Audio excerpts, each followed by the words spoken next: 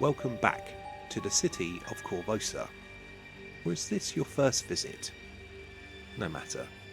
The Curse of the Crimson Throne welcomes one and all. This actual play is a dark fantasy full of grim and grit. We at RollTales recommend that you at least be 18 years of age before joining us on this journey. 7 Days to the Grave contains mature content and a potential reminder of recent history. Discretion is advised. The dice will give and will certainly take. Lift the veil or seal your fate. 7 days could be all you have. The grave awaits. The grave awaits. On our last session, the party reported their findings from the direction to Overseer Kello and Field Marshal Cressida Croft.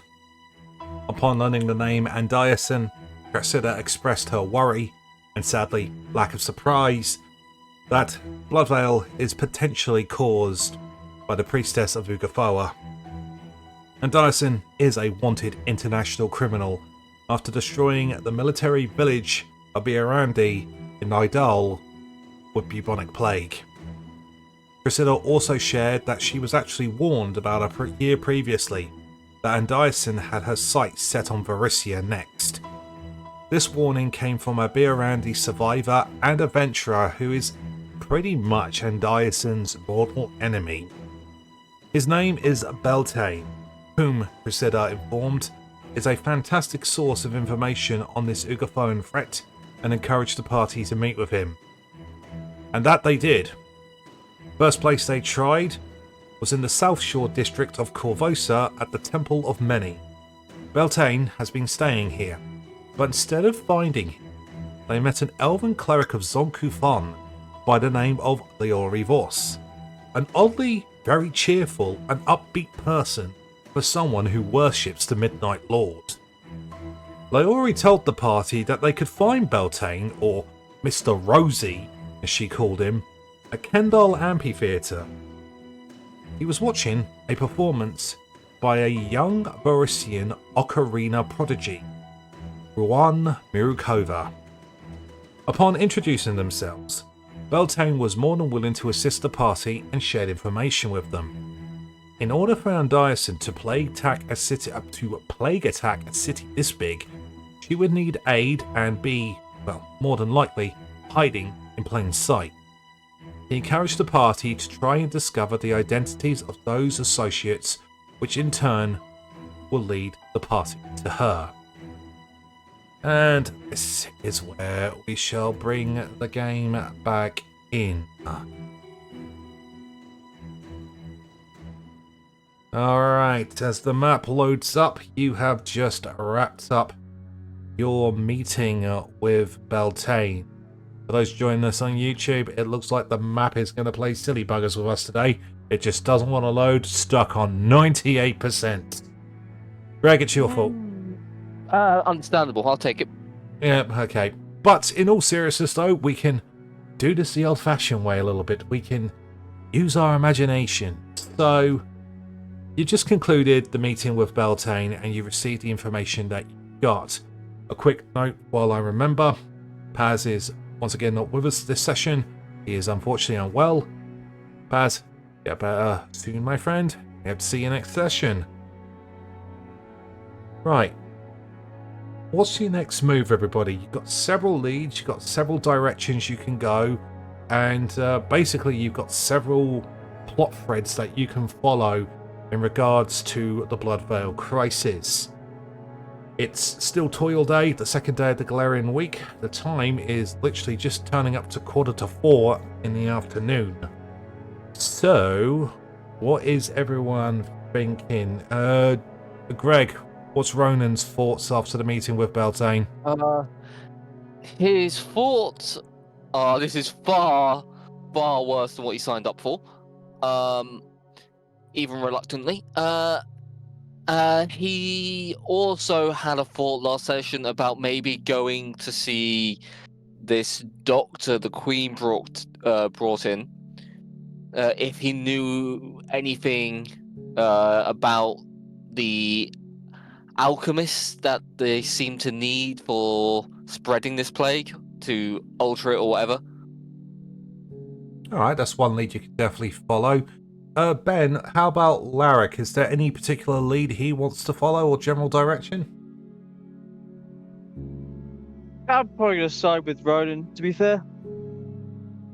Nice. Seems well, we know that they need an alchemist, and there is one here, and it's either the guy, or he may know the guy. If you know what I mean. No, that makes more sense. More than fair. A lot of sense is made in those words. Alright, Alex, what's your trail of thought as Lou? With everything that was said last session, I said I would needed to meditate on everything to sort of focus on direction, but as we're having this conversation with Beltane, I think the coins are definitely probably going to be the easiest source, so perhaps going back to the Bank of Abadar and have a chat with them to see their records on deliveries and things like that. Try and get a clue from there. Alright, so the general consensus that I'm getting off the party so far is a house call to Dr. Devaluus and checking in with the Bank of Abadar in regards to the coins. So let me give you some information in regards to that. One, Dr. Devaluus and his medicine team are somewhere around Corvosa. They are literally not just going to the Blood Veil hit spots of the city. They are going all over, doing evaluations, getting blood samples, etc. So he's going to need to be tracked down.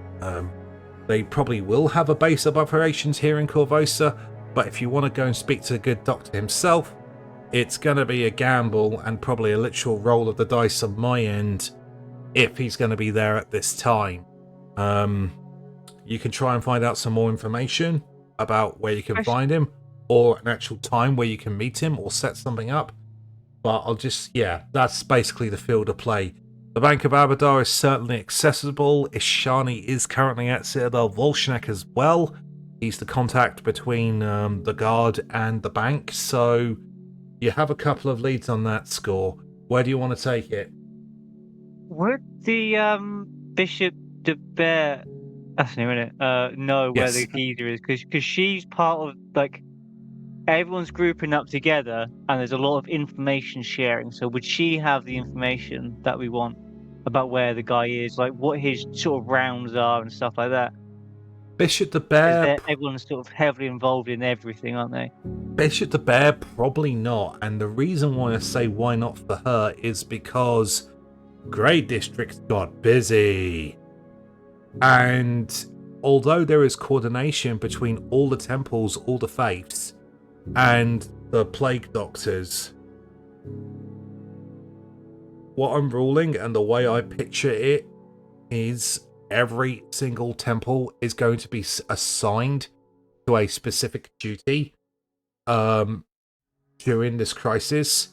So I don't think Bishop de Bear will have any interaction. I mean, there'll be a recall knowledge check for her. She may have heard something, but I wouldn't say she would have the definite information, because I think her job is specifically to be plain dealing with Bloodveil's dead.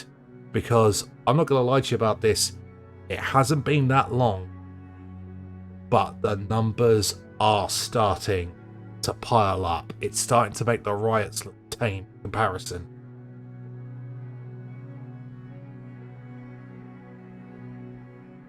But you can certainly try.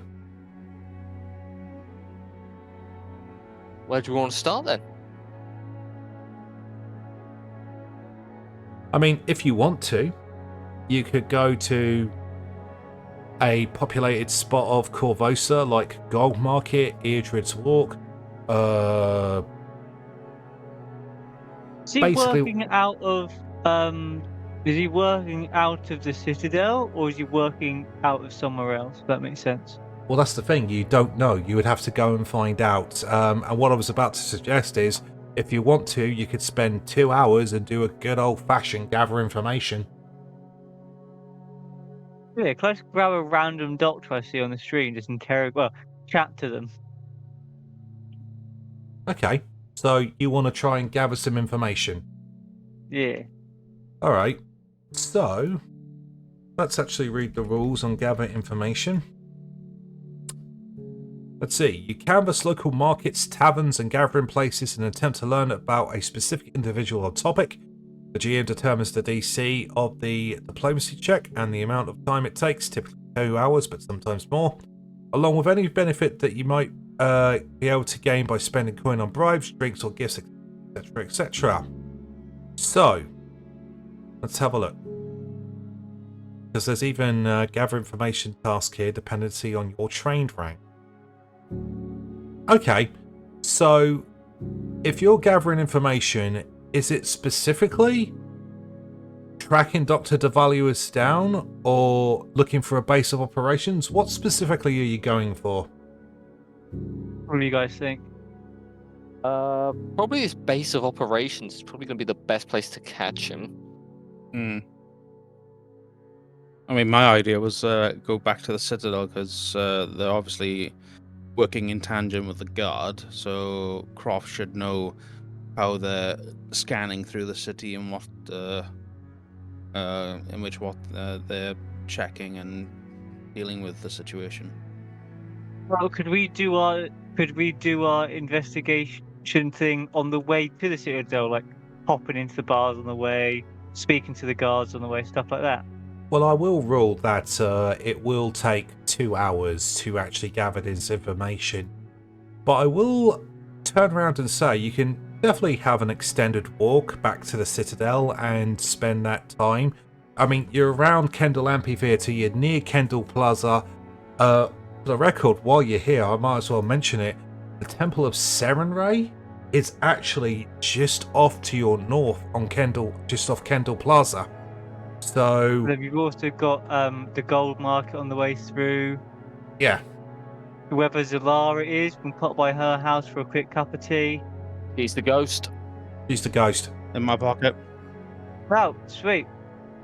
Go there then. All right. Pop a brew on.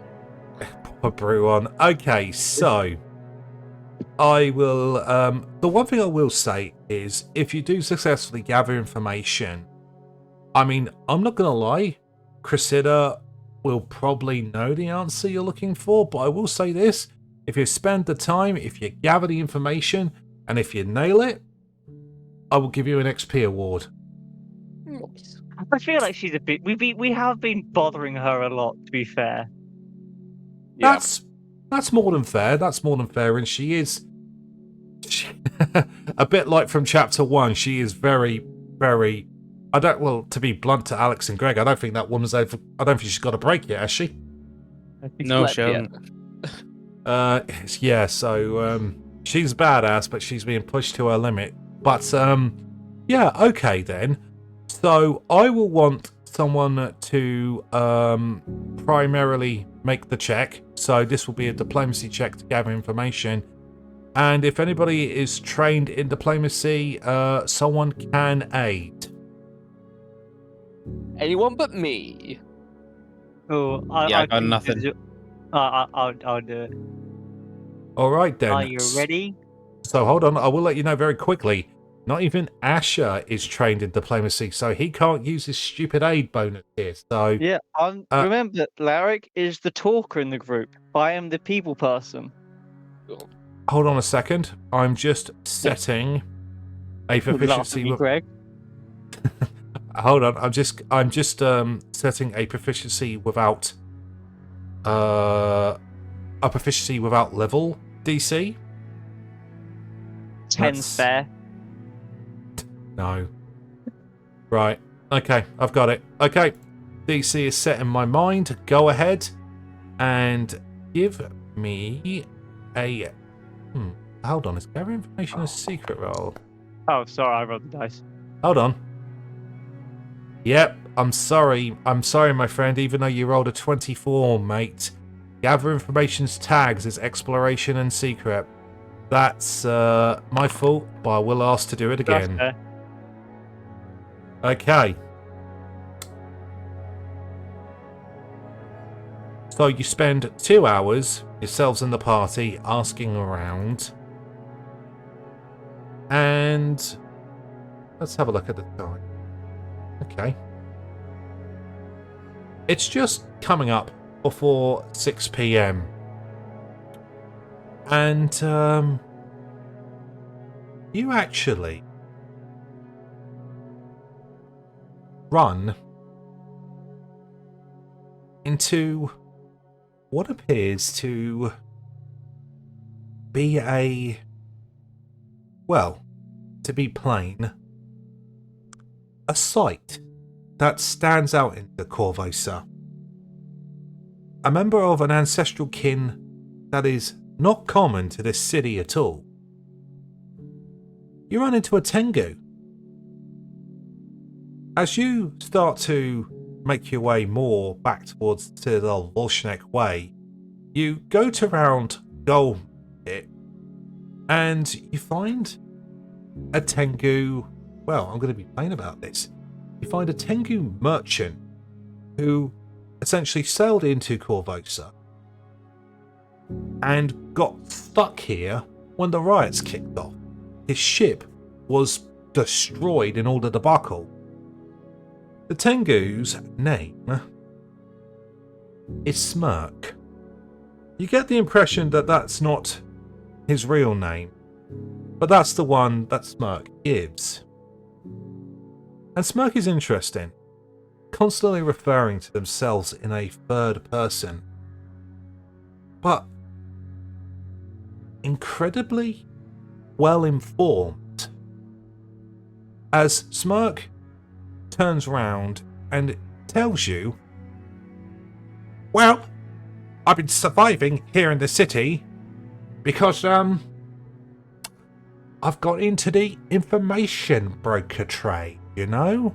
Knowledge is power, all that, and knowledge is also coin. I'm very good at putting my ear to the floor and listening out for rumours. I can see that you're a dwarf looking for a rumour. What do you want to know? I have respect for that uniform you wear. What can old Smirk do for you? And consider this to be a free trial of Smirk's abilities. But if you need any sort of information in the future, you come and find old Smirk. So, first one's free. What are you after, Graveguard? Right, I'm looking for a doctor who recently came in to Corvosa under the order of the Queen, whose name is lost on me. Ah, the I'm Chelish man. sure you've worked with less information. You're talking about the Chelish man, the Valuous. Yes, I've heard of the good doctor. I've seen him and he's played doctors looking like they wearing those masks with beaks like mine, although my beak is much more majestic, much more regal. Oh yeah, seeing those folks with those masks, I've definitely been keeping an eye on them. You're actually not far away from where they make base. So everyone, move your tokens over to Gold Market, because I will actually reveal that Larric's first diplomacy check, which wasn't secret, was 24. Very kindly, he re-rolled that secret check for me, and you actually did one better, 25 on the secret check. You actually attained a critical success. I am the social butterfly. As Smirk looks at you and he says, the good doctor and his beaky friends are not too far away from here. Just head up the road to the north. There's an old hospice there. The Hospice of the Blessed Maiden. That is where him and his crew of doctors have made base.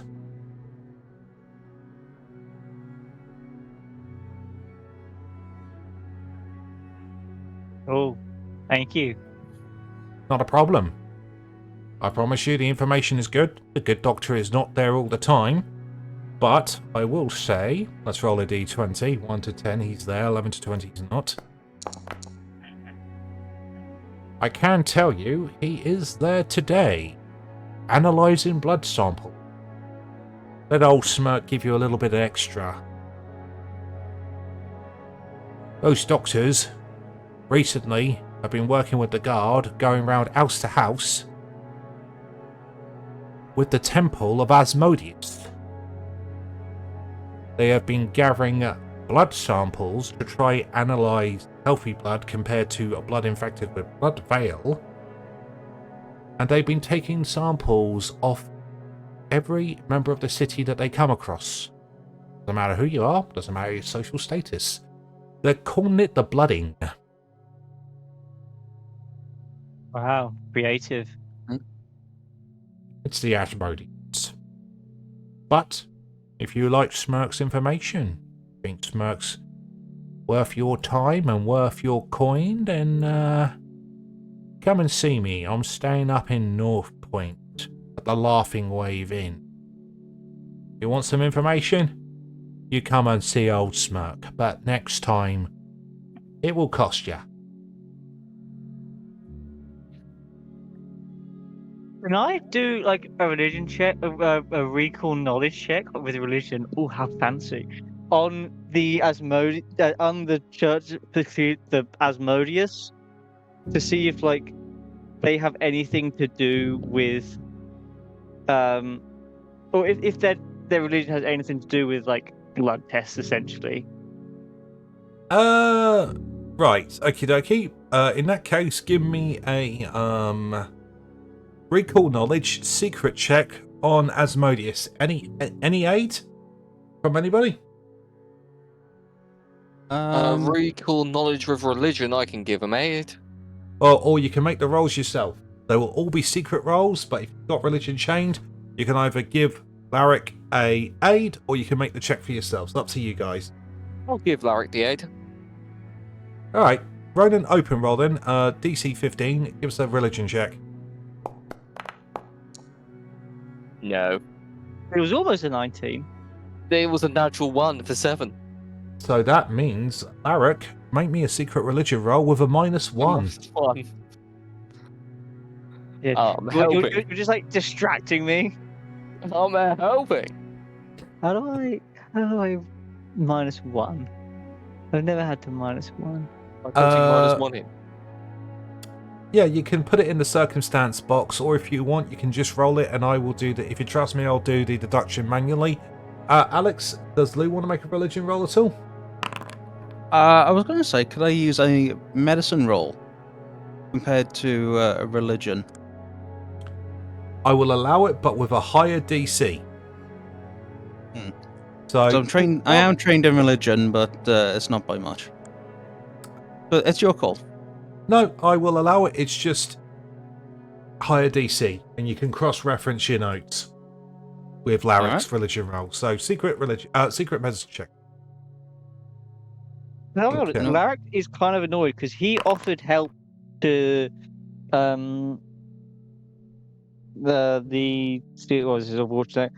he offered help of the Grave Lady Guards and was like no, religions can't help.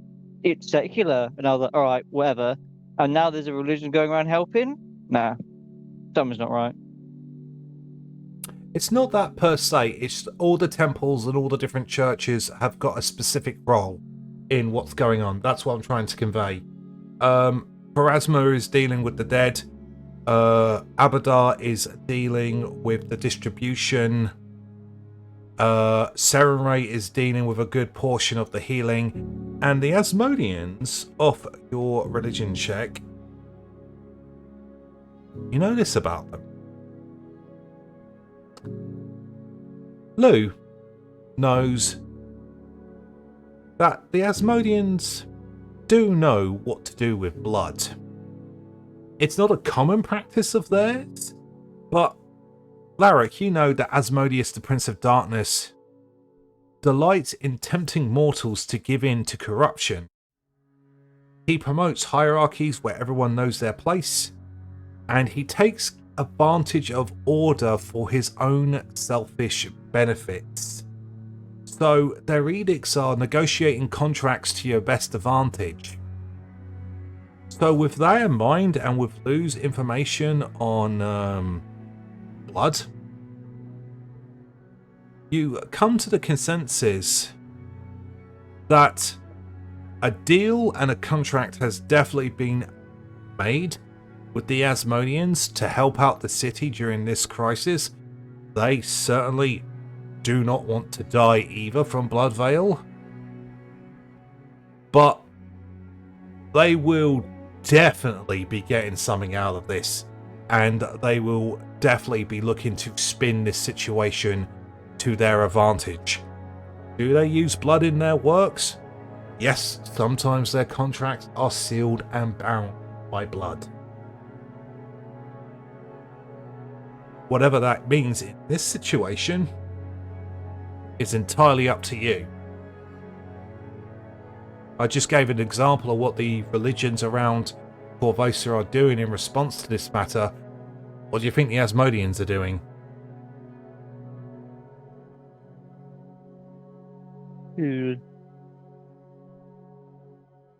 Keep that in mind. Sweet, I guess. Unless you had anything you want to do, Lou, I guess we just sort of go and knock on some doors.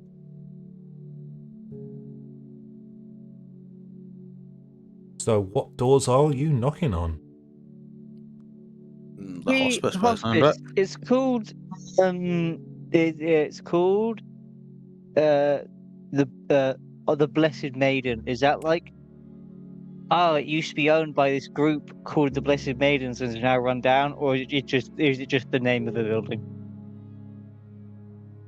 The Hospice of the Blessed Maiden, as you get to it, looks like it was definitely once owned by one of the churches of Corvosa. Which one, you don't know. It's been worn and faded to time. However, the building and its foundations are still solid. It doesn't look... How can I put this? It looks like the building is worn and has seen better days, but it doesn't look like it's falling apart. Yeah, Does it's that just make like sense? an old house. Yeah, no, I am with you on that one. It's a big building, 3 stories, and as you can see from the Corvosa map, it's not too far away from the docks either. So, best guess, looking at this. Ronan, if you want, you can actually roll me a society check. Yeah, I'll give us a society check. Wow, I can't speak today. It's alright, I can't either. I'll put my tongue back in my mouth. We're turning this into a play-by-post game for today. I'll try a society check. Wow, I'm not rolling well tonight. That's a 9. Nice. Big numbers. A big. To you, Ronan, this is one of those buildings that you've walked past several times, and it's kind of like a background building, if that makes sense. It's been abandoned for too long. I haven't really noticed it. Well, that's the thing. Not even abandoned. It's just like, it's just been here. Oh. It's one of those. It's just places. one of those. Yeah, It's one of those that daily. it's so plain on the outside because it's not been kept up. You just blindside it until you actually have to physically go there and go. Do you know where this is? Yes, it's right behind you. Oh, right. Okay. I will say this to Greg. This is not an old fishery situation. It's not. It's not that sort of building. But yeah, it's just like, you know, the building's always been here, but you've never paid attention to it. It's just another Corvosan building. My fancy. As a matter of fact, let's take you all to street level. So, Oh, it's so big. Sorry, I need to zoom out. just got a mug in my face. Same. boo! Surprise! Okay. So, you are outside the hospice of the Blessed Maiden. And you see a door in front of you. Feel free to proceed. Well, I'm just gonna look around the side because I'm a nosy neighbour. Mm-hmm.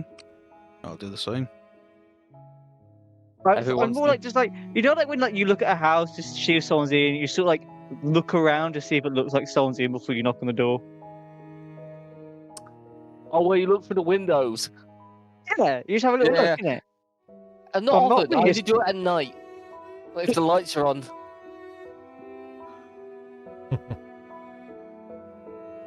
So what are you doing, team?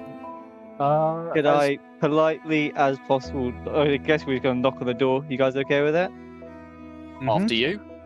Yeah, I'll knock on the door. I'm diplomatic. Right on it. Enter. Oi. Oi. No, I don't actually say that. That was a joke. That would be kind of funny though. Those doors. So, you enter and open into the reception area of the Hospice of the Blessed Maiden. And what you see in the reception area is rather convenient, a receptionist. She appears to be a Corvosan woman of Hellish descent. I turned the door special effects on, and now they're all playing with it. Wait, there's special effects on the door? Yeah, the sound effects on the door. Oh, I noticed that and it scared me the first time. I was like, hang on. Stop it, you lot, or I'll take it away. No. So this receptionist stands there. Hellish woman, very tall, very fancy looking, wearing a face mask over her face, rapier at her side, and that name on her nameplate you do actually see, because there is actually a little sign on the desk there. The woman's name is Brelida Torfus, as she looks at you and she says, "Welcome to the Hospice of the Blessed Maiden. What aged you this day?" Just tired. That's not why we're here. If Don't know you're why not- we're here. If you're not sick, I must ask you to leave.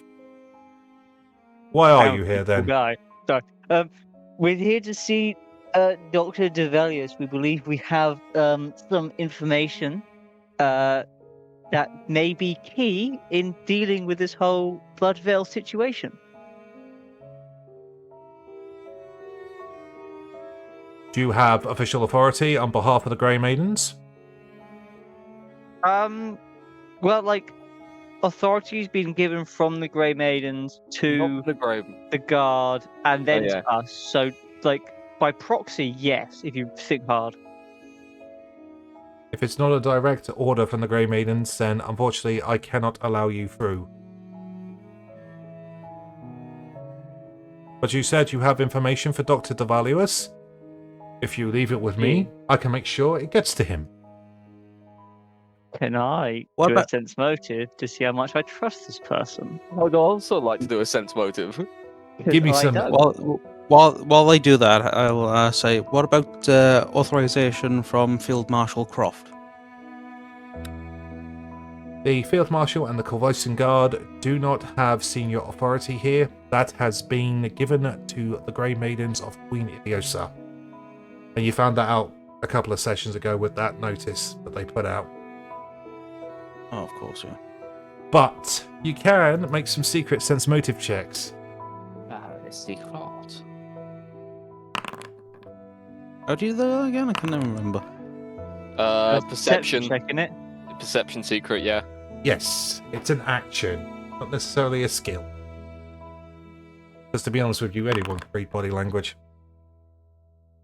I Sure. beg to differ. The same.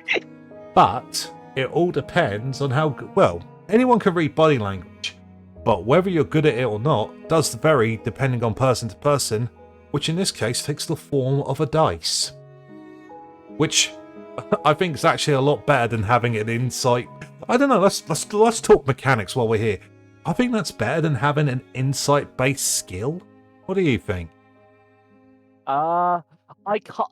On one hand, I like the idea of an insight-based skill because then you can see it and you can kind of know what it is. Like it does what it says on the tin. That's Everyone fair. can just. It's not like it's a sense motive. Like what do you mean by sense motive? Are we Yeah, looking for? that's fair.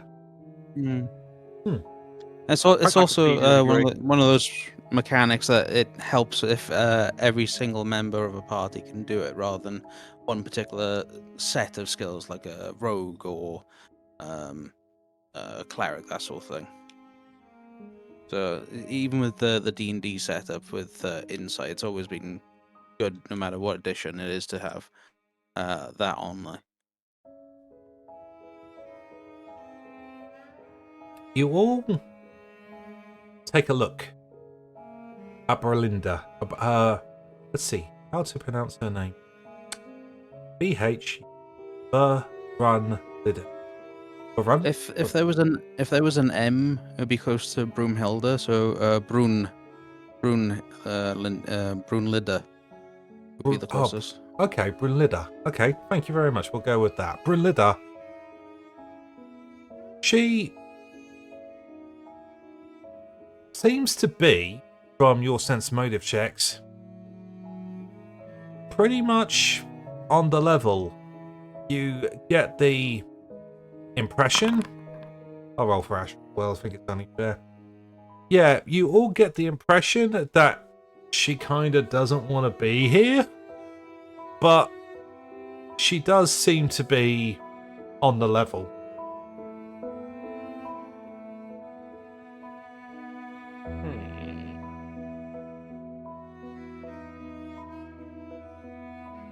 So, if you have a message for Dr. Duvalius, you can leave it with me and I can send it to him. No one is unfortunately allowed behind the door to my north. Only those who are confirmed sick with Bloodveil can pass through here. It's a treatment centre and an isolation centre for those who have contracted the plague disease. We can't help everybody, but we will help who we can. What, is there a law against like lying? Like if I just be like, oh no, I have the blood veil now, let me in. Well, this goes back to Queen Iliota's notice that she put out.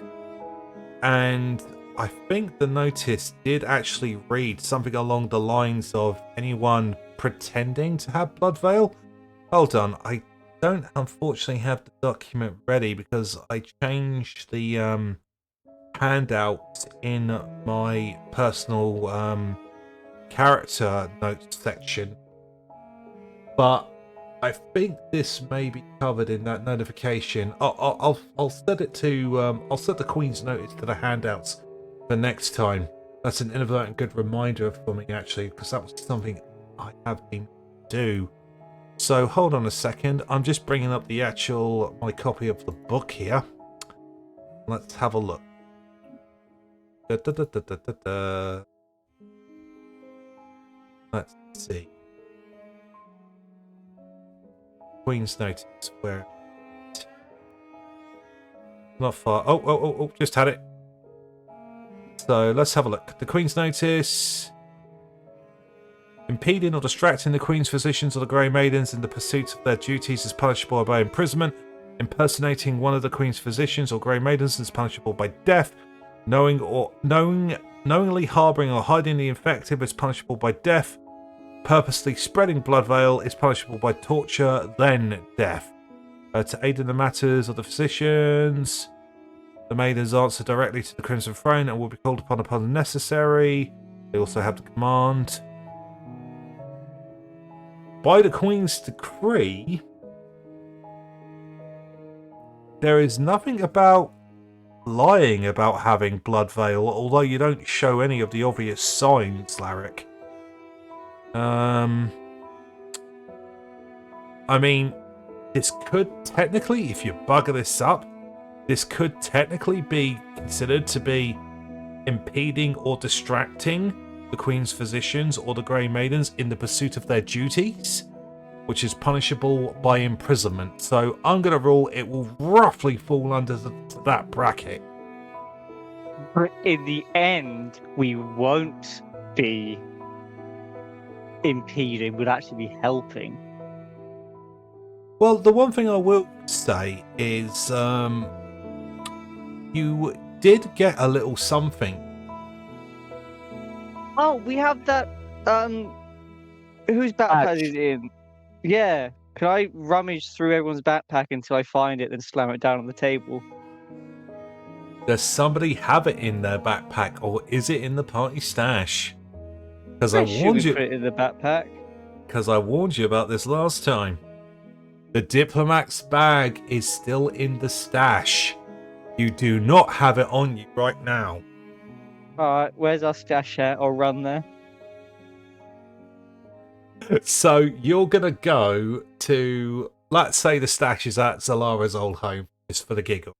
So you're going to run to your stash, get the diplomat's badge, and come back. Yep, I'm going to go, be right back. I'm going to drop all my things so I'm lighter so I can run faster. I'm going to sprint away. So Larric disappears. Larric disappears, and from Lidard looks at you and says, "He's a rather strange one, isn't he?" Yeah, unfortunately. What do you get? He's from the Grey District. I beg your pardon? What do you What? mean Yes, he's- Tom. What do you mean he's from the Grey District? Nobody lives there. Actually, that's a lie. They do live there. There's only one place they live. Well, the only ones who live there are the Pharasmans and the Graveguard. He is a Graveguard. Can you tell by his uniform? Oh, why did he not identify himself? Does Larric always wears his cloak and his hood? Yes, he does. Why didn't he just identify himself then? Well, I think it's kind of obvious. He's on an It's been a- investigation. He didn't want to be noticed. And it's been a long day. No. Oh. If he would have just identified himself, then I think the doctor would have... I think the doctor would have saw him. Wow. Half an hour later, Larric, you've returned. So I want to sprint through the door. I am dripping in sweat. And you can tell I'm overheating because I haven't delayed at all since I left the room. Before you turn back up, I'll say, right, don't say anything. Let's just see the expression on his face. It's just like, you can't see much of it because he has like a big beard, but it's just red.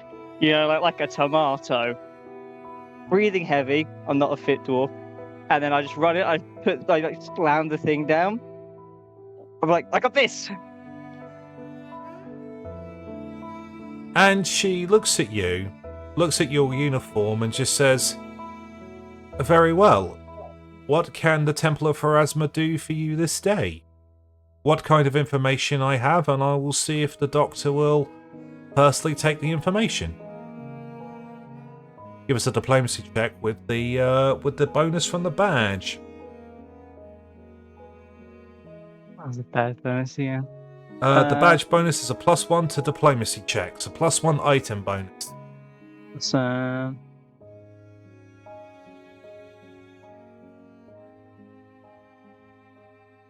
I put it as circumstance, but it's a... Oh, was that secret or rolling out loud? No, diplomacy is actually never secret. Just in case you want to spend a hero point on it. Well, with that 25, that is a critical success. As she looks at you, she says, "Well, if you're here on behalf of the Temple of Pharasma, then I'm sure it's unusual, but I will speak to the doctor and I will see if he will take you personally. May I at least get an overview of the information you wish to pass on to him?" The it's not quite the source. The method of dispersal of blood veil. Very well then. I shall be right back. And Brunlida disappears. And you're left by yourselves for a little while. Hey, Larric. You know, you didn't need the badge. What do you mean? We couldn't get in. We needed the badge. No, we could have got in. You Just could have needed just this- said, "Show your uniform, mate." Yeah, it would have been fun. Oh yeah, I'll be honest.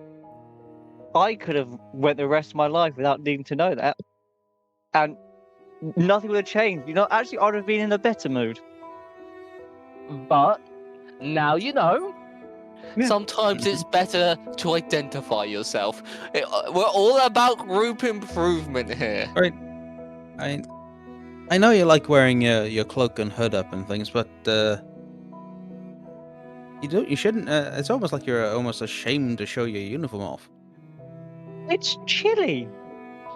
It's We're not. by the sea. No, it's not. What uniform? Yeah, What's your armor again, Larric? I'm an 18. I'm wearing splint mail, I believe. Like, Yeah, I'm wearing split- splint mail. Splint mail once it warms up. That's not cold.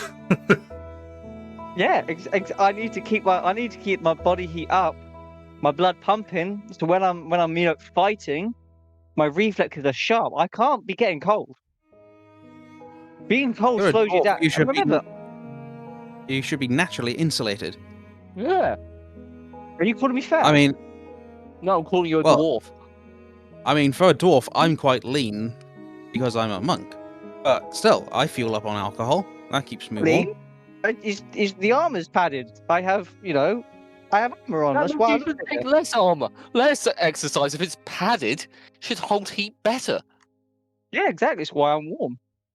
Comfortably so. Then you don't need your cloak.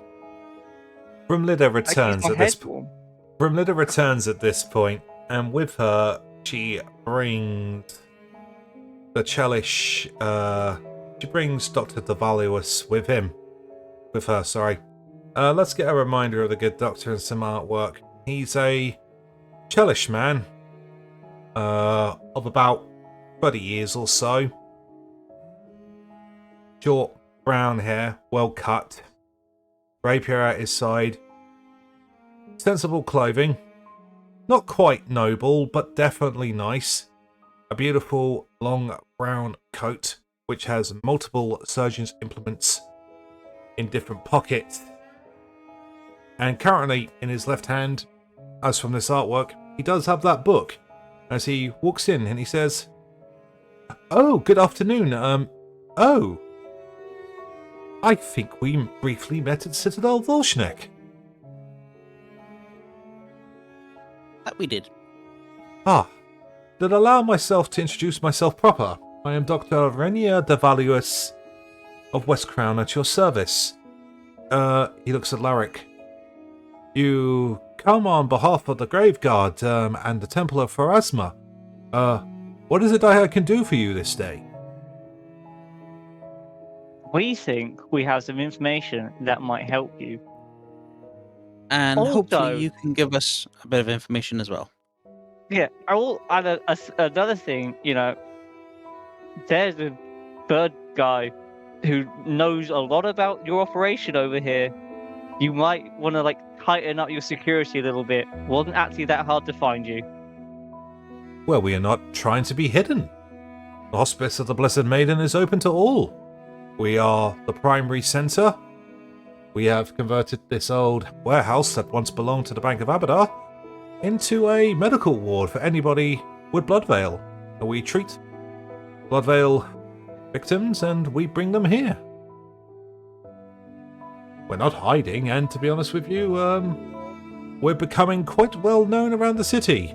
A bunch of doctors wearing beaked plate marks kind of stand out, especially when flanked by Corvoisian guards and temples of the various faiths of the city.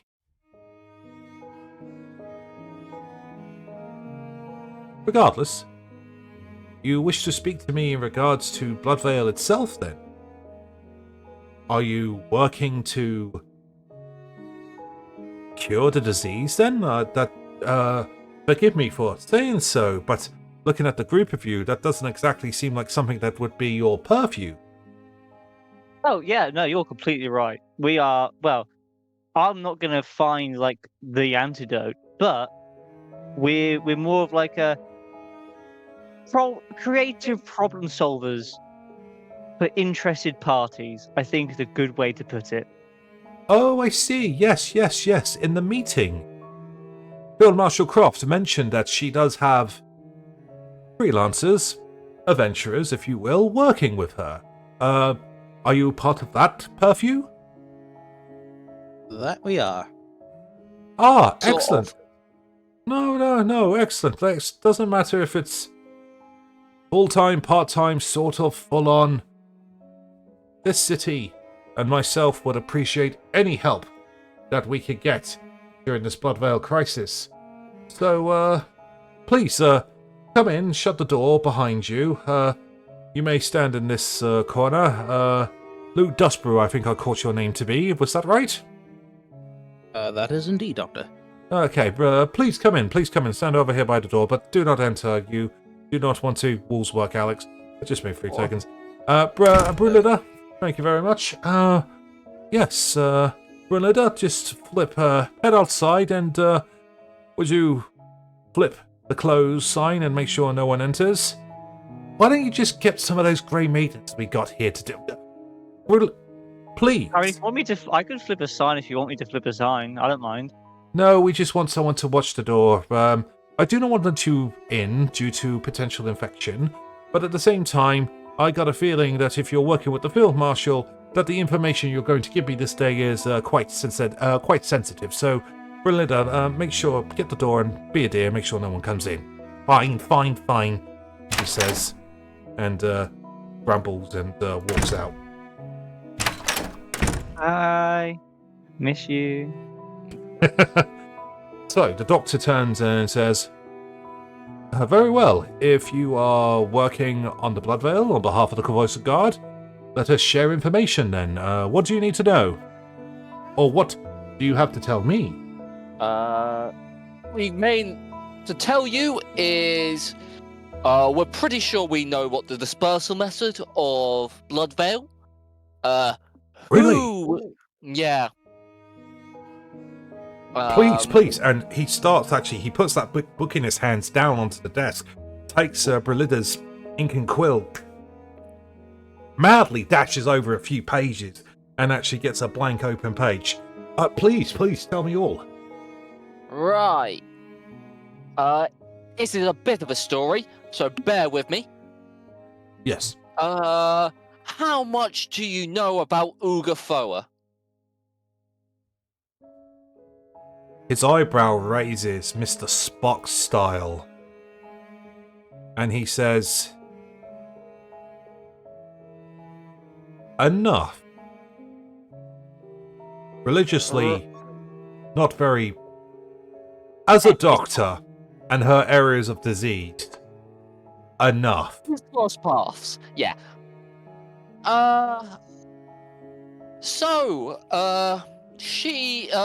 Ugafoa has a follower by the name of Anderson. She The did Netherlands- what? The Netherlands go. criminal. Yeah, that's the one. Mhm. I've heard of her for sure.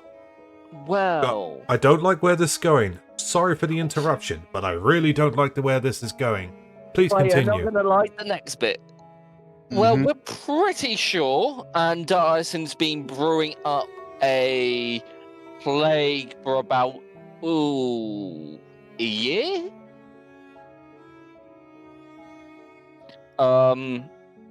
She set up a bit of the red herring with the plague ship. Oh! I'm so sorry to interrupt again, but this is all making sense. You four are making sense now. Are you the group that the guard assigned to go and check out that situation? Oh yeah. Mm-hmm. First thing this Fantastic. morning. Fantastic. Very well. I must admit I thought this whole situation was strange at first. Why does, 3 civilians and 1 graveguard, but now I understand who you are. Right. And you actually look at him, no insight sense motive checks needed, to see that a bit of trust, relief, and clarity has come over the doctor now. Please continue. So, we went diving to see what was in the shipwreck, and turns out there was nothing. No mold, no mildew, no nothing, no plague, no bodies, nothing but a hag who was told to kind of defend the shipwreck, and it would be easy. This will be an easy layer. I see. Mm-hmm. Well, we examined the zombies that came from, what people believed were the direction. Still believe that to be the case. But no, we can confirm that they did not bring the blood veil to shore. No, we're pretty sure the blood veil has been dispersed through... Oh, what were they? Does anyone remember the little, secret, Death's Head. Death's Head, thank you. Through Death's Heads, which we're pretty sure, pouches of money.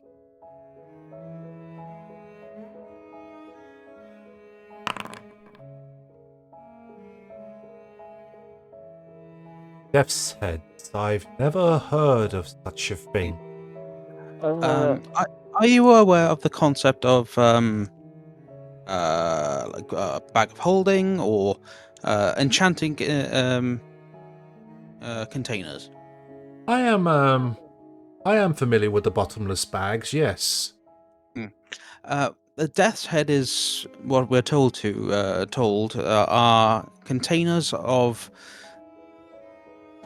any shape, size, design that once a plague or a devastating effect is put in and sealed, once it is opened, it is then dispersed and triggered. That's how. Hang on, let me get the name right. And Dyson? Nope. Berandi fell. They had a death's head in crates of alcohol, and when that was dispersed around, the plague quickly took the city completely to its knees. So, what you're saying to me, scribbling down his notes as he talks, is through your adventuring, you have discovered that Bloodveil has been transported into the city by a known international criminal, and she's used this Death Heads device in order to bring in the Blood Veil. And she has used this device previously for the crime that she has committed in the Dahl village of Bioran. Yes, and we're pretty sure it's money due to the fact it needs to be opened by everyone. No matter if you're rich or poor, you see a pouch of money on the street, you're most likely going to grab it and open it. That would correlate with where the majorities of the infections have been found. It would even correlate why some of the members of the clergy of Avadar were getting sick. Do you have any evidence to back up? Not that I disbelieve you, but do you have any evidence that I could present to the Crown at all? Do we? We got the letter. All the evidence we're collecting so far is still being assessed with an association with Field Marshal Croft. We have got a tome from, or a diary from the Direction with Andyson's name all over it, as well as some other parts of correspondence. We have a holy text of Ugathoa. That you is the could maybe, one with Andyson's name written all in it. That's it, yes. Yeah, I'm just looking at the stash. The doctor thinks, well, this certainly is interesting. If this is indeed an attack, and I have no reason to disbelieve you, Field Marshal seems to trust you enough to the point where we can at least be professional, then this is indeed a plague attack. Which brings us to the second reason we wish to speak with you, Doctor. Yes. What can I do for you?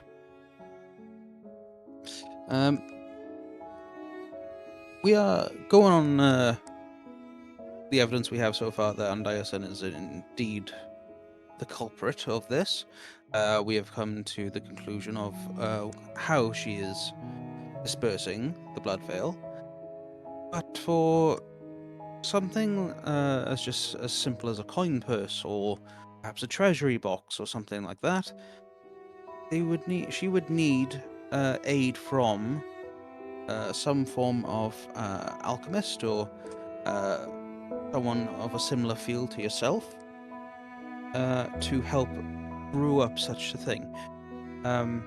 So we wanted to pick your mind on how such a devastating thing could be concealed and brewed up and kept safe for dispersion. If you could enlighten us to these scientific ways, that would be much help in our investigation. The doctor thinks for a moment. And Diasin would definitely help. This city is far too big for one person, one sect cult to act alone. This does also fit Ugathoa's MO. I apologize, Ronan. Please continue. No, it's fine. How do you know my name? I just presume you do unless you're deliberately holding back from him. But considering trying to build rapport with this guy, I think you've done the intro bit. Yeah, it's fine. He's also said he also knew my name from the first meeting in the Citadel, so he probably has remembered all our names. As a matter of fact, before we carry on, I'm going to say for the sake of ease and speed that the introductions are always generally done. If there's ever a point you don't want it to be done, or you're deliberately holding back your names or giving false names, just let me know in advance, okay? Oh no, I was just pulling your leg. I figured, but I to be honest with you, I think that's actually a pretty good reminder and time to let you know if just let me. Presumed introductions done, but if you deliberately want to hold or hide your names, let me know, okay? Well, we're pretty sure we've identified another one of the collaborators, Rolf Lam. If you know about the Keylog Killer, you would know he has a great knowledge of anatomy. I have heard of this Keylog Killer, but I don't know much more than the stories in the taverns. Well, yeah. So okay. So, one collaborator, someone who would know anatomy is... But dispersal. If this blood veil, and I have no reason to suspect why not, is indeed created by another, then from the blood samples we have taken for the Asmodean blooding, we've had some very interesting results. You see, the blood veil is definitely giving off signs that it is engineered because, well, it's affecting anyone and anything. It is so virulent that it cannot be a natural disease. And there is also a strange variance in the blood veil as well. That variance being, which I shall share in return with this information you've given me this day, is that the blood veil seems to sometimes, not all the time though, not affect anyone who is Varisian. anyone in this city who is Varisian, or of Varisian descent, has either got a resistance to the Blood Veil, and there are some who are flat out immune to it. It's rather strange. Which adds to the theory even more that this thing is definitely engineered, and to create something so virulent, so fast spreading as this, would require an alchemist of expertise like myself. But I am only human. This would require someone of vast experience. Someone who is literally centuries upon centuries old. Someone, well, to be plain, of the longer-lived ancestries, like the Dwarven kin, or, well, more realistically, the Elven kin. Ugafo is involved. Can't actually rule out an intelligent undead either. If I remember my details right, they're big into undeath and all that.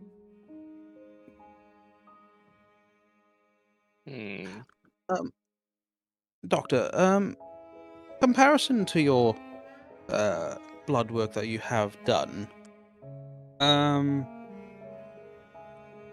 if I can ask another question, do you know anything of the South Point bit? Is it South Point? No, wait. South Shore? South. Oh, where were we in Last session. our previous game? Last- Previous game. Previous Trying to game. think. I've lost all my notes from the previous games. What Sandpoint in that region? Sandpoint. Yeah. Have you read or analysed anything involving the Sandpoint phage? He thinks about it for a second. I did read something about a phage from that region of Borussia. A infected fungal mushroom that's infused with necromantic energies. A very potent disease, but easily cured, actually. Well, some of that was attempted to be smuggled in many months ago. Could something like that be adapted to Oh, this of plague at all? course. Oh, of course. It's a bit like when you extract a disease in order to create its cure. That's what we've been trying to do, but no success thus far. This is what I mean, someone with great experience. Because the reverse alchemical process to create a cure from the blood samples is proving almost nigh impossible. And if it was adapted from another disease, then once again, it would need somebody of great experience and skill. And the doctor's writing this all down in his book, and I don't want to sound like he's being wrong or anything like that, but you can tell that he's kind of getting into this a little bit. He knows how bad that this situation is, but you can tell at the same time he's kind of liking the challenge, if that makes sense. The whole Blood Veil mystery. He doesn't want to admit it out loud, but you can tell just by looking at him as he feverishly writes down these notes. He's into it. As he says, to create... Yes, this... Again... You're looking for someone with vast alchemical experience. Centuries behind them. Any ideas? Well, dwarf, elven, or undead, and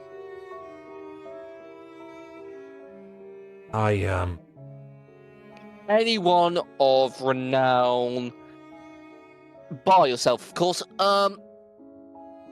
that may have dabbled in the criminal elements in order to gain research or something like that. He thinks about it for a second.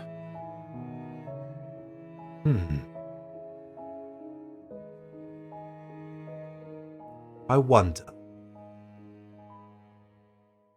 I may know something, but it's a long shot.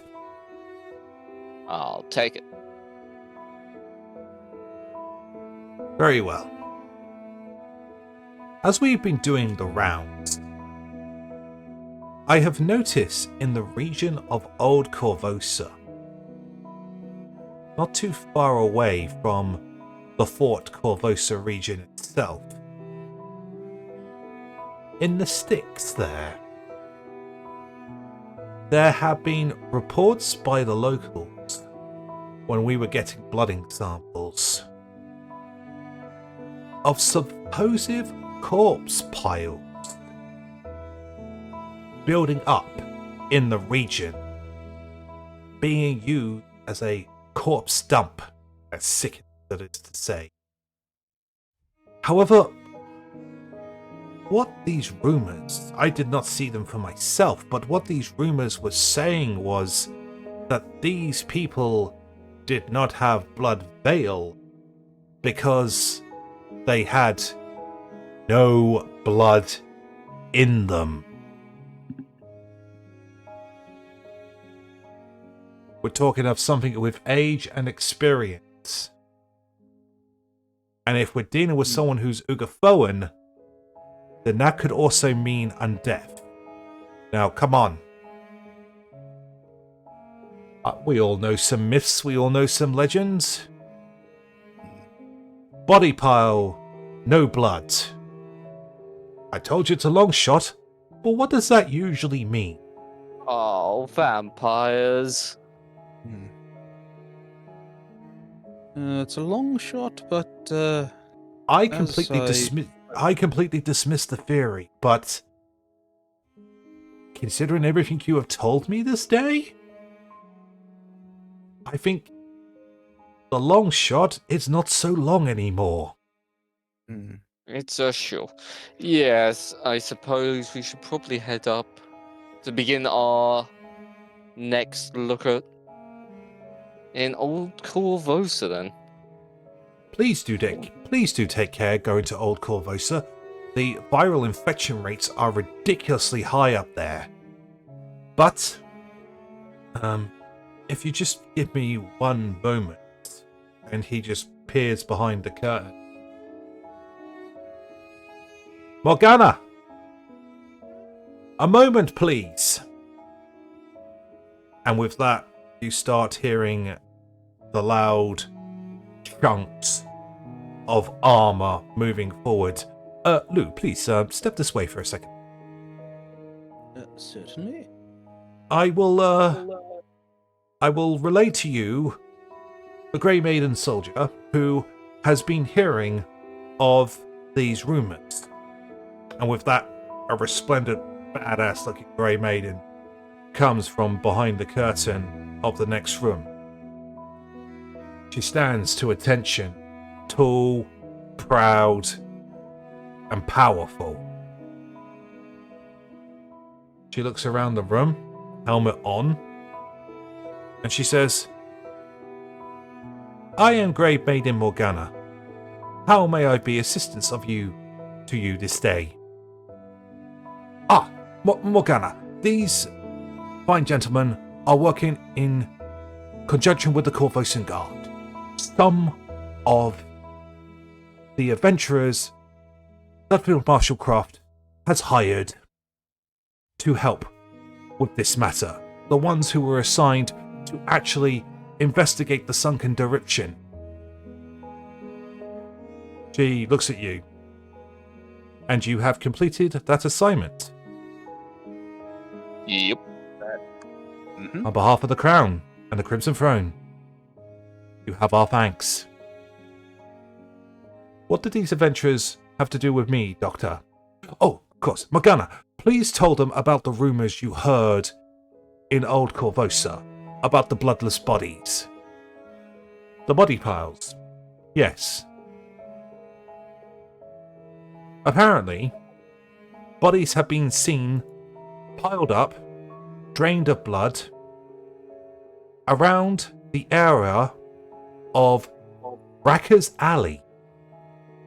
you can find Rackus Alley very close to the northwestern tip of Old Corvosa, which connects to the section of Merciless Way North. If you are looking for a landmark and reference, there is a very old toy shop in the area, once incredibly famous. Side note quickly, Ronan, you would have heard of it actually, was once that sort of famous. Known as Geotori's Toys. We have not investigated the matter so far, because this is a job for the Corvosan Guard. So maybe the Field Marshal has more information in regards to Rackus Alley, but supposedly that is where rumours of these bloodless body piles have been gathering up. May I go now? Yes, thank you, Morgana, you are dismissed.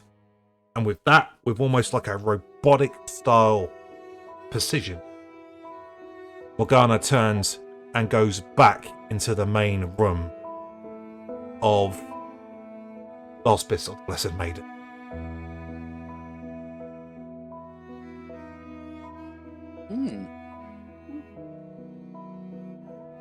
Good information indeed. Now, obviously, I cannot instruct you, and I wouldn't dare to. But if you could check out these rumours, as Morgana said, maybe check in with Cressida Croft, maybe she's heard a few things as well. But if you could check out these rumours on behalf of us, then maybe we can, a bit like the Deription, take a stab in the dark and find a bit more information. I mean, I hope it's not vampires. If there's anything, any creature that knows about blood, it's them. Although I suppose blood and blood veil, it does kind of tract. Although it doesn't make sense, and he starts scribbling into his book. It doesn't make sense. Would the blood veil potentially poison their food source? This is unusual. What Regardless. if blood veil to vampires? Oh, sorry. No. I'm sorry. I'm the one who's talking so much. Forgive my enthusiasm. This is my profession, you know. I'm sorry. What were you saying, Larric? I was gonna say, like, what if blood veil to vampires is like peppers to us? We're like, you know, peppers aren't meant to be eaten, but we're like, spicy. Ooh. What if it's like seasoning? And he starts writing down his notebook some more. I'm sorry, I know this must seem very macabre. Ronan, what do you think? No, not at all. Oh, we're not bringing my food into this. What, you don't want to make a cooking law? You don't want to make a cooking law roll in this? I will make a cooking law roll. It's what makes blood taste good. Yeah, did he just on the off chance he read like a vampire cookbook one day, just in the library, looking for new recipes? Greg, if we ever do carrying, Greg, if we ever do carrying crown, take cooking law into that game as well. Oh, I'm going to. Like, what is it cooking? Like, have I ever fed a vampire? Well, would you know if you had or not? Vampires vampires can consume regular food. It's just it doesn't sustain them. Or does it? Who knows with Galarian vampires? How do vampires work in this system? By being vampires. I know, this problem I have is I know how vampires. I know Vampire the Masquerade, but like I now my problem is I struggle to learn other ways vampires work in other systems without being like, oh, it's like this. No, I'm wrong. If that makes sense. Okay. Well, I'll tell you what. You can make me a secret religion check. Actually, in all seriousness. What do I know about vampires? Yeah, it's a fair shout. If anybody else has got religion, you can roll it. Sure. I will say, through my travels, some rumours that if a vampire consumes someone that has been heavily drinking, they also come down to a point of intoxication themselves. That'd be hilarious to see. Well, are you rolling a secret roll, Lou? No, my religion. Well, I'm trained in religion. Yeah, go on. Yeah, go on. Give us a secret roll. Why not? It'll be funny. Okay. All right. So, Larric, you just know the base law. Undead creatures that feed off the blood of the living. Ronan and Lou, you've been around a bit. So, you know that there are different types of vampires. From vampire lords, to vampire spawn, to even ancient great vampires. They do come. There's even Dampiers as well in this setting as well.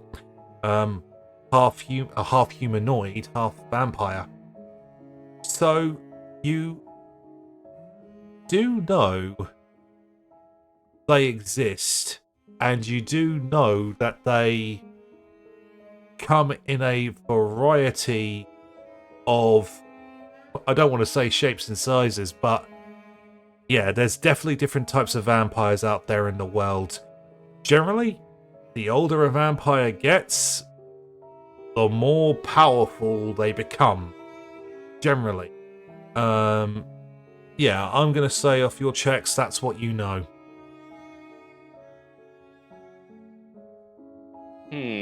Let's hope if there are vampires, they're young. Oh, let's hope they're young.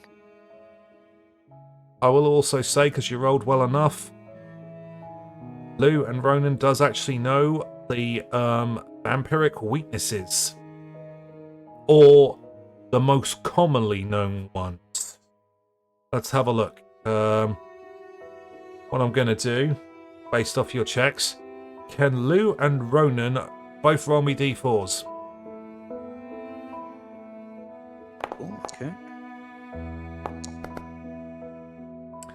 Okay, Ronan rolled a 2, and Lou rolled a 2, Ronan rolled a 4. So, Ronan, you definitely know about vampires off the common legends that, if exposed to direct sunlight, a vampire will immediately be weakened. I will explain this mechanically, and you can put it into lore. When exposed to direct sunlight, a vampire immediately becomes slowed 1. The slowed value increases by 1 each time the vampire ends its turn in sunlight. If the vampire loses all of its actions in this way, it is destroyed. Due to their supernatural evasion to light, vampires can't cast shadows or show a reflection in mirrors. Lou, what you definitely know of the common legends is revulsion. Once again, put this in mechanics, you can translate into lore. A vampire can't voluntarily come within 10 feet of a brandished garlic or a brandished religious symbol of a non-evil deity. To brandish garlic or a religious symbol, a creature must interact to do so for 1 round, similar to raising a shield.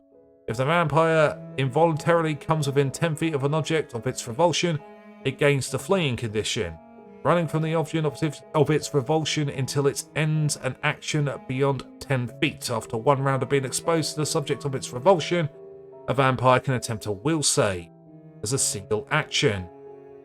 On a success, it can overcome its revulsions for a period of time. Not very long, though. As long as it doesn't roll a critical success.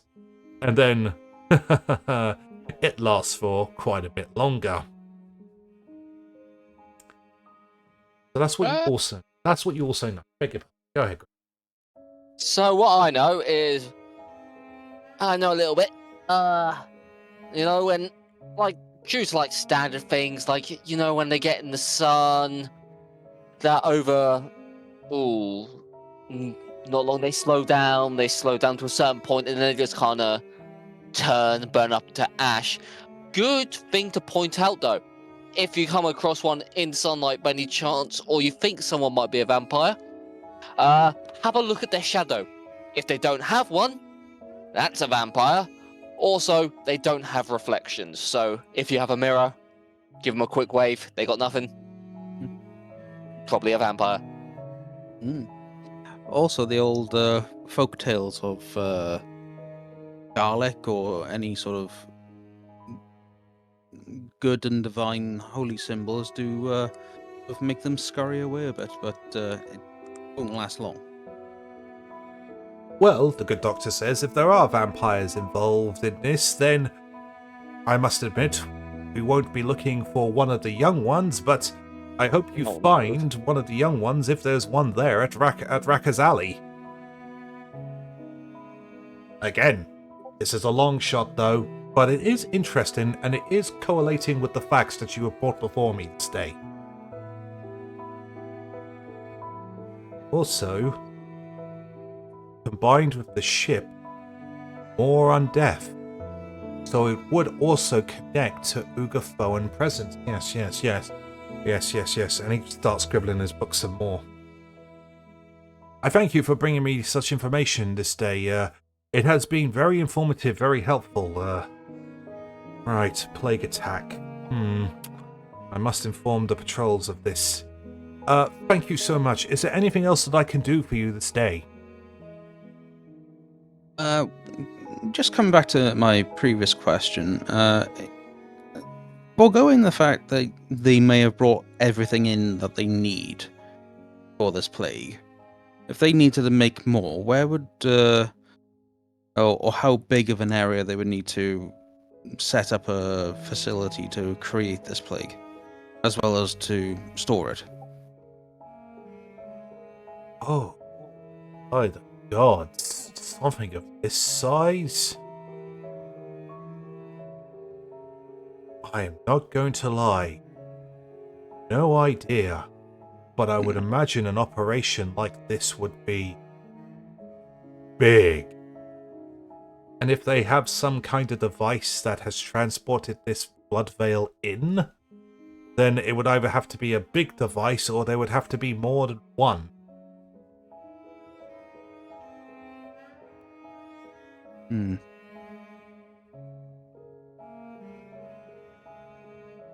Thoughts? Yes, it's fine. It's fine.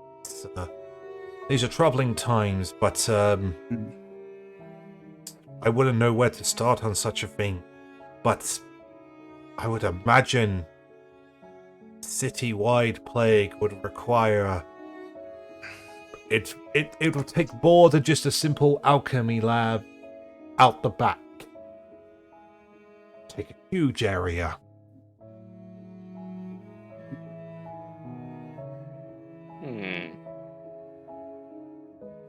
Food for thought. Yes. Indeed. Or meditation. Indeed, and you've... that doesn't actually sound like a bad idea. But you have definitely given me a lot to think about as well.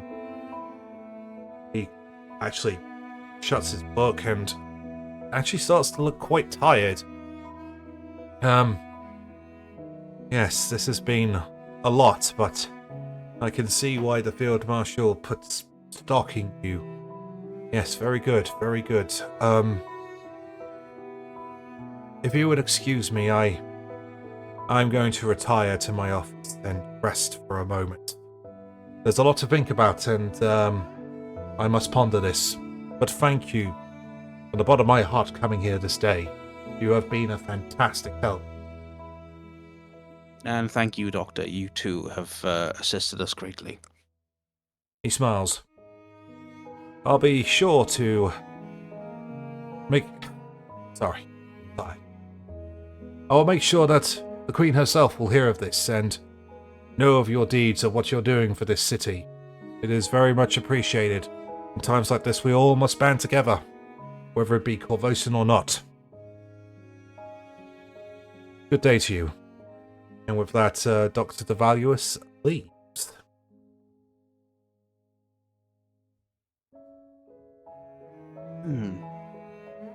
Well, at least we got a lead, I suppose. Oh. Sorry, excuse me. Would you mind getting away from behind my desk? Oh, I don't have. So rude. I've been standing out there for the past 40 minutes. It's cold, isn't it? It's not that bad. You're just complaining. I just wish I had some heavy armor like yourself. That would keep me warm. Or that cloak and hood. All I've got is this. Thank you. Oh, You're probably putting like a uniform request form. Because you guys should have access to jackets, at least. Health and safety. I wish I was being bloody paid more as well. Don't we all? Do you lot getting paid? Well, we do thank you for your service. The good doctor has gone to rest at the moment, so I think you can shut up for a bit and take the load off your feet. This hospice never shuts. Now, if you don't mind, though, I would like to get to some sitting down and warming up before the next patients undoubtedly come in. Starting to hear reports now that the plague's even spreading down to the south. It probably won't be too long where it is all covered. Well, thank you for coming to the Hospice of the Blessed Maiden. Don't mind. Please feel free to see yourselves out. Oh, I will. Bye. Bye. All right. So, Please the do party... Going to see a serial plane. All right. Get back on the map, Larric. All right. Let's bring you back to the map. He's running back to... He's running away to put the brooch back. Just like falls off the edge of the world, quite literally. So, in all seriousness, though, after all of that has been done, and you turn to the outside of Corvosa, the time actually progresses on to around about 7:30 at night. So, night is falling in the city. Well, it's already past my bedtime, guys. Asher looks at you. You go to bed at 7:30 in the evening? On a busy day? Early to bed, early to rise. No. Late No? to rise. I need my beauty sleep. Right. Well, we have an interesting lead, says Asher. Yeah, So- let's move on from this. Vampires. Vampires. Great. Vampire! Vampire? Yeah. Had to be vampires. Could have been, hey, I'm just a friendly, slightly kooky alchemist. I don't know what I'm doing, but hello. No. Do you think Too it's much actually? work? Do you think it's actually vampires then? That's something else. Well, Have you got... oh, go on. I was just going to make a joke, never mind. I was like, Are at this rate, vampires inherently evil, or like, is it more of a condition in this world? There are exceptions to the rule, but they are generally evil. They are tagged as unholy. Cool. and they're not exactly your order's biggest friends. Them being Undead, though, are undead they? and all. Yeah, they are. Yeah, they're vampires are undead. I find it funny that I'm actually going to say I find it funny that Larric wouldn't actually know that. It's just maybe. Yeah, the bit about them sucking blood kind of keeps them staying undead instead of being ash, or put into some sort of like statiously sleepy thing. But vampire bats aren't undead. You Because guys are they're making any bats. sense. They're not vampires. They just. Oh, I'm not doing animals. I'm not doing nature Vampires right now. in the name, Ronan. It's like you're not they even feed- thinking. They feed on animals. They don't really do humans that much. No, and they're not kind of waking up from being dead, going, hey, I don't have a pulse, I don't have a shadow, I don't have reflection, the sun hurts me. That They are type of thing. nocturnal, so you don't know. Have you ever spoken to one? No, but there's enough documented about vampires. Why am I having this conversation with a Grey Lumen- Lady's guard?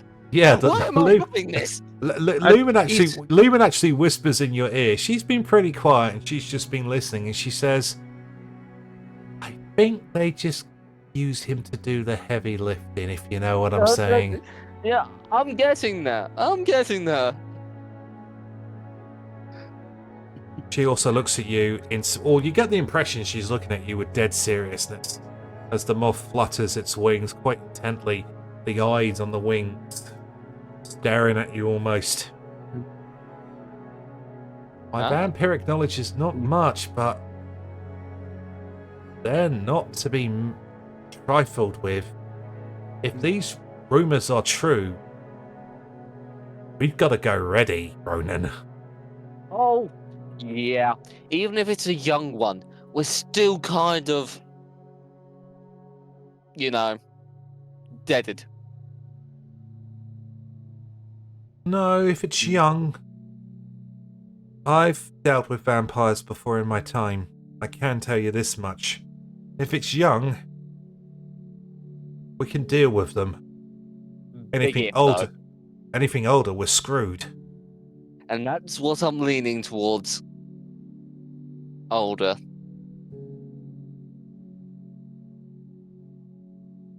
Asher speaks up. Well then, I suppose we better proceed with caution. I mean, the doctor said it was a rumor, and it's just a theory. It goes. Shall we check it out? Would you? I'd rather check it out. We will check it out, definitely. I'd rather do it in the daylight.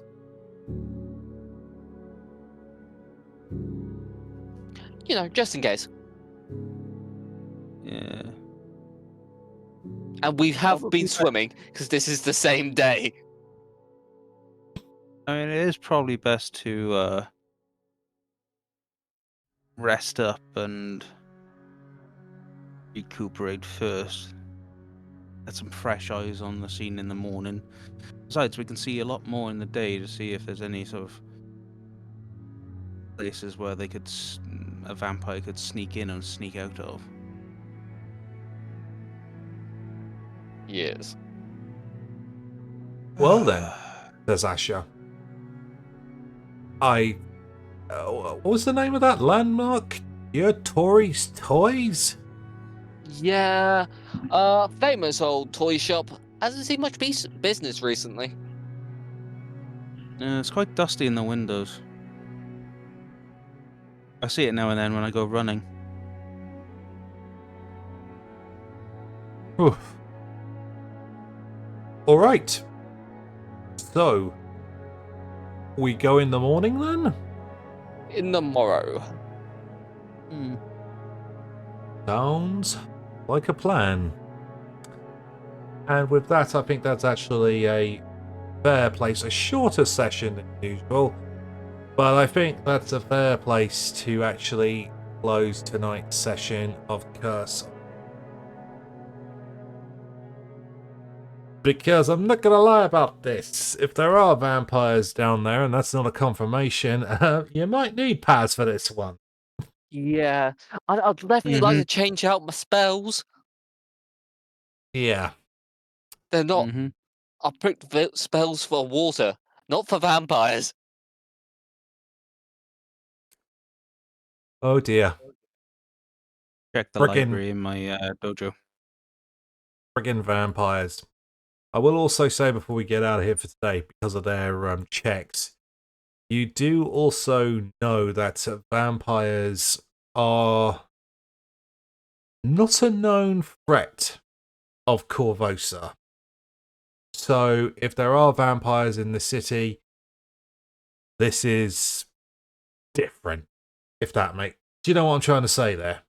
Yes.